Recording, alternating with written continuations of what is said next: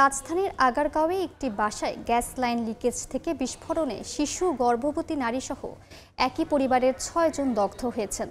দগ্ধদের সবাই Dhaka medical college হাসপাতালের burn ইউনিটে চিকিৎসাধীন আছেন। চিকিৎসকরা জানান প্রত্যেকেই ৫ থেকে ১০% দগ্ধ হয়েছেন। শ্বাসনালী ক্ষতিগ্রস্ত হয় তাদের অবস্থা গুরুতর বলেও জানানো হয়। স্বজনরা জানান ভোর ৪:৩০টার দিকে ঘটনাস্থলে আকস্মিক গ্যাসের লাইন লিকেজ থেকে বিস্ফোরণ ঘটে। এ সময় বাসায় সবাই ঘুমিয়ে থাকায় ৬ জনই দগ্ধ হন। পরে স্থানীয়রা উদ্ধার করে সকাল ৭টা ৪০ মিনিটে ঢাকা মেডিকেল কলেজ হাসপাতালের বার্ন ইউনিটে নিয়ে আসেন।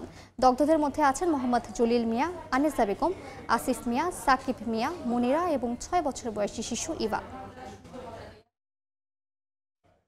এই মুহূর্তে ঢাকা মেডিকেলের বার্ন ইউনিটের সামনে আছেন সহকর্মী শাকির আহমেদ এবং আগারগাঁওয়ে ঘটনাস্থলে আছেন আবু সাইদ নিশান। সরাসরি প্রথমেই যাচ্ছি শাকিরের কাছে।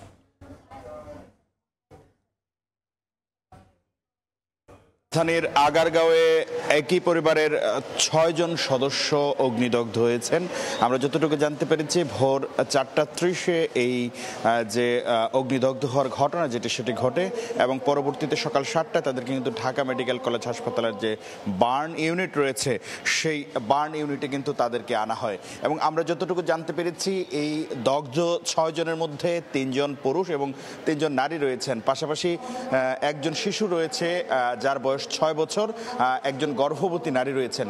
চিকিৎসকরা বলছেন সর্বোচ্চ ১২% পর্যন্ত তাদের দগ্ধ আছে, অর্থাৎ তারা ১২% পর্যন্ত পড়েছেন সর্বোচ্চ, যেটি আসলে অনেকটাই স্বাভাবিক পর্যায়ের রয়েছে বা যেটিকে তারা খুব বিপদজনক মনে করেন না। তবে যেহেতু এখানে একজন শিশু রয়েছেন, পাশাপাশি একজন গর্ভবতী নারী রয়েছেন, তাই তারা এই বিষয়টিকে খুব গুরুত্ব সহকারে দেখছেন এবং তাদেরকে আসলে সেই নেবুলাইজেশন থেকে শুরু করে যে গর্ভবতী নারী যিনি রয়েছেন তাকে নেবুলাইজেশন থেকে শুরু করে যে আনুষঙ্গিক যে চিকিৎসা সেগুলো দেওয়া হচ্ছে। পাশাপাশি একজন শিশু রয়েছে, সেই শিশুটিকেও যেন সুস্থ করে তোলা যায় সেই চেষ্টাটাই কিন্তু করছেন এই বার্ন ইনস্টিটিউটের যারা সংশ্লিষ্ট আছেন তারা বলছেন যে স্বাভাবিকভাবে তাদেরকে এই চিকিৎসা সেটি দেওয়া হয়েছে।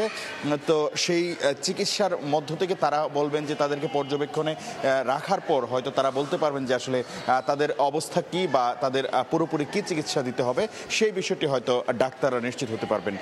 আমরা ঘটনাস্থলে সংযুক্ত হতে চাই। ঘটনাস্থলে আছেন সহকর্মী আবু সাইদ নিশান।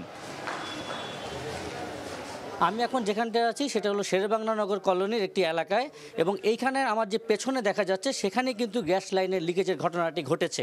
এই গ্যাস লাইনের লিকেজের ঘটনায় আমরা এখন পর্যন্ত যেটা জানতে পেরেছি যে নারী শিশু সহ কিন্তু ৬ জন দগ্ধ হয়েছেন এবং এই গ্যাস লাইন লিকেজের শুরুতে যেটি ঘটনাটা ঘটেছে সেটা হলো সকালবেলা ৫টা ১৫-র দিকে কিন্তু এখানে যারা থাকতেন তারা কিন্তু রান্না করতে গিয়েছিলেন এবং রান্না করার সময় কিন্তু যখনই গ্যাসের চুলাটা ধরাতে যান তখনই আসলে বিকট বিস্ফোরণের ঘটনা ঘটে এবং সেই বিস্ফোরণের ঘটনা থেকেই কিন্তু এই যে প্রায় ৬ জন নারী এবং শিশুসহ তারা দগ্ধ হন এবং প্রত্যক্ষদর্শীরা তারা আমাদেরকে জানান যে এখানে বিকট বিস্ফোরণে যখন হয়েছিল তখন তারা প্রথমে ভূমিকম্প ধারণা করলেও পরবর্তীতে দেখা যায় এখানে আসলে আগুন লাগার ঘটনা ঘটে এবং তারা কিন্তু স্থানীয়ভাবে পানি টানি দিয়ে বিভিন্নভাবে তাদেরকে উদ্ধার করে আগুন নিয়ন্ত্রণে আনার চেষ্টা করেন এবং তারা আমাদেরকে আরও যেটা জানিয়েছেন যে এই গ্যাস লাইন লিকেজের ঘটনা কিন্তু তারা প্রায় কয়েক দফায় অভিযোগ করেছিলেন যে এখানে গ্যাস লাইনের লিকেজ হচ্ছে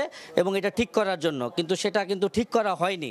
সেই গ্যাস লাইন লিকেজ ঠিক না হওয়ার কারণেই কিন্তু এত বড় একটা বিস্ফোরণের ঘটনা ঘটে এবং এখানকার প্রত্যক্ষদর্শীরা আমাদেরকে আরও জানান যে এই যে এখানে যে চুলা এবং যে গ্যাস লাইন লিকেজের যে ঘটনা এটা কিন্তু এখনও পর্যন্ত যে গ্যাসের যে একটা আবহ সেটি কিন্তু এখনও দেখা যাচ্ছে এবং যে ইট এবং স্থাপনা আছে সেগুলো কিন্তু বিভিন্ন জায়গায় ছড়িয়ে ছিটিয়ে আছে আমরা দেখতে পাচ্ছি এবং এখানকার যে রুমগুলো ছিল এই রুমগুলোতে কিন্তু এখনও দেখা যাচ্ছে যে অনেক দগ্ধ অবস্থায় কিন্তু অনেক কাপড় চোপড় পড়ে আছে এবং আমরা যেটা জানতে পেরেছিলাম যে এখানে যে গ্যাস লাইনের লিকেজের যে ঘটনা এই ঘটনায় কিন্তু এখানকার যে স্থানীয়রা তারা কিন্তু অতি দ্রুত সময়ের মধ্যেই পানির মাধ্যমে কিন্তু এই আগুন নিয়ন্ত্রণে নিয়ে আসার চেষ্টা করেন এবং যারা দগ্ধ হয়েছেন তাদেরকে কিন্তু দ্রুত হাসপাতালে প্রেরণ করা হয়। এবং এই হাসপাতালের প্রেরণের জায়গা থেকে কিন্তু আমাদের এই যে এখানকার স্থানীয় মানুষ বলছেন বারবার যে এই গ্যাস লাইনের লিকেজের ঘটনায় এতবার অভিযোগ দেওয়ার পরেও কেন আসলে এইটি সমাধান করা হয়নি তারা কিন্তু অভিযোগ জানাচ্ছিলেন। এবং এই দগ্ধের ঘটনায় কিন্তু যে আমরা যেটা জানতে পেরেছিলাম যে এখানকার যে স্থানীয় মানুষ এই বাসায় যারা থাকতেন তারা কিন্তু ভোর নাগাদের দিকে যখন রান্নাবান্নার কাজ করছিলেন তখনই কিন্তু এই দগ্ধের ঘটনা ঘটে এবং এখানে যে বিপুল পরিমাণ আগুনের দেখা যায়। কিন্তু এখন এখানে যারা স্থানীয়রা আছেন তারা আমাদেরকে বলছিলেন যে তারা এই রাস্তাটা শুরু হওয়ার কারণে এবং বাসাগুলো অনেক সংকীর্ণ থাকার কারণে কিন্তু তাদের বেগ পেতে হয়েছে যে এই গ্যাস লাইনের লিকেজের ঘটনাগুলো নিয়ন্ত্রণ করার ক্ষেত্রে। এবং আমরা এখানে যেটা দেখতে পাচ্ছি এই বাসাতেও কিন্তু আপনার যে বিস্ফোরণের যে চিহ্ন সেটি কিন্তু দেখা যাচ্ছে। এবং এই পুরো ঘটনাটি কিন্তু আসলে এই যে গ্যাস লাইন লিকেজের এটা সমাধানযোগ্য কেন হচ্ছে না সেটি কিন্তু এখন স্থানীয় মানুষরা প্রশ্ন করছেন। এই ছিল শেরেবাংলা নগরের একটি বাসা থেকে আমার কাছে সর্বশেষ সংবাদ। আমরা এতক্ষণ সরাসরি যুক্ত ছিলাম রাজধানীর আগারগাঁওয়ে, এর আগে যুক্ত ছিলাম ঢাকা মেডিকেলের বার্ন ইউনিটে।